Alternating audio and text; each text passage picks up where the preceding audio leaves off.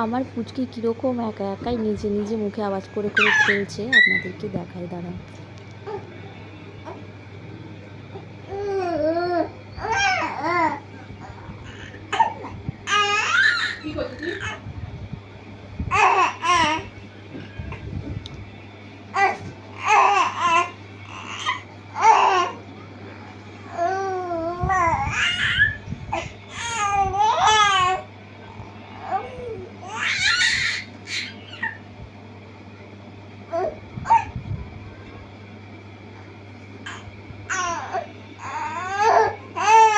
ফোনটা একটু দূরেই রেখেছি, কারণ ও যদি দেখে নেয় একবার ফোনটা আমার হাতে, তো আর কিছুতেই মুখ থেকে আওয়াজও করবে না, খেলবেও না, তখন চুপ করে ফোনের দিকেই তাকিয়ে থাকবে।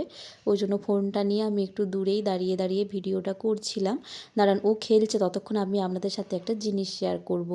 এখানে হলো পুচকির বাবা পুচকি হওয়ার পরেই ওর জন্য পায়ের মল আর হাতের বালা দোকানে বানাতে দিয়ে গিয়েছিল, সেগুলোই এতদিনে দিয়েছে। তার জন্য ভাবলাম আপনাদের সাথে একটু শেয়ার করি। এই যে এই দুটো পায়ের মল আর হাতের বালা দুটোও দিয়েছে। পায়ের মল দুটো ওকে আমি পরিয়ে দেবো আজকেই।